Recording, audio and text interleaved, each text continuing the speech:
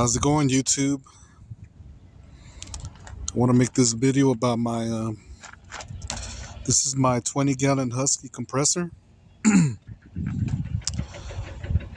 bought this thing last year, and I'd say about 2 months ago it broke. You turn it on and start making all this rattling noise, and well, obviously it was broken. So I was like, okay, I'll take it to the compressor shop and get it fixed. No big deal. Took it to the compressor shop and got there, and the guys at the compressor shop got all hostile with me.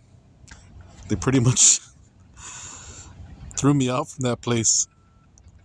So I was like, damn, what the hell do I do now? This compressor costed me almost $400, and I can't just throw this away and get another one. That's a lot of money. So I did some thinking about it, and I pulled this cover off, as you can see right here.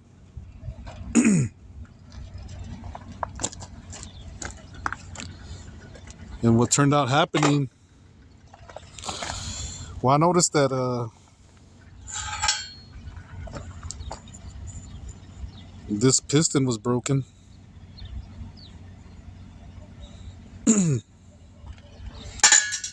then inside here, this piece was broken. This is like a diaphragm. What it does is one side sucks in air, and then the other side pumps the air out into this tube, and that's what fills up your air tank. And then that gives you pressure over here on the gauges. So after I took it apart, I was like, I don't need no compressor shop, I can fix this on myself. And I found this piston that I already replaced in there. I found it online. I found this online. So I'm fixing to put this on there and see if it works.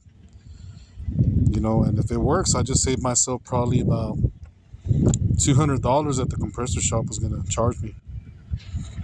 So I'm going to stop this video right quick, and I'm going to put this diaphragm on, put it all back together, hook up electricity to it, and see if it works. Okay, guys, so here's a moment of truth. I've already replaced this piston, and I replaced the diaphragm that I showed you earlier. Let's see where it's at so I can show you the older one.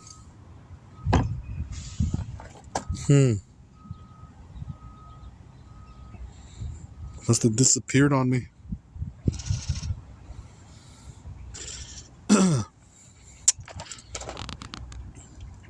I don't know where the hell it went.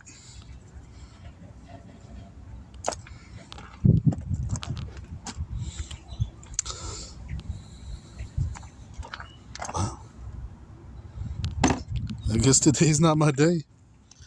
But anyways, y'all saw the diaphragm. It was right here. You can see it right there. I was going to show y'all the older one. It was all messed up. So the reason it was messed up, they had like these little fins, and those little fins were broken.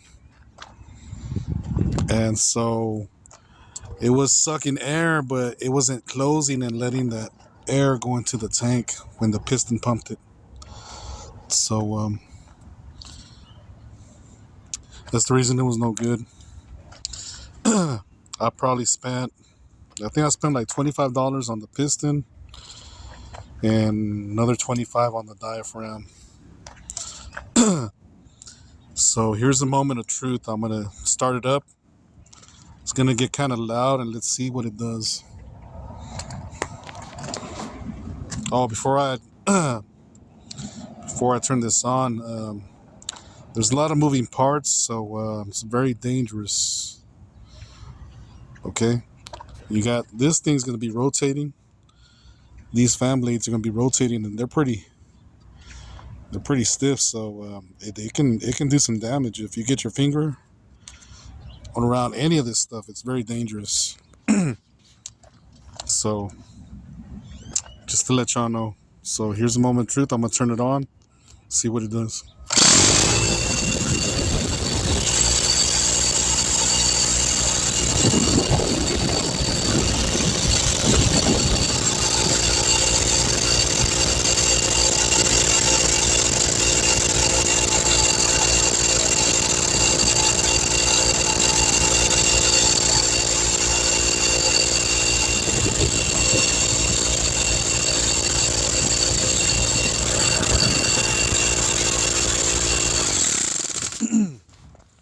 Yeah, I apologize about the noise. As you can see, it built up air pressure.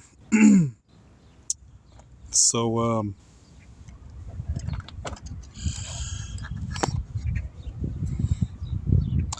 so it looks like I got a compressor again.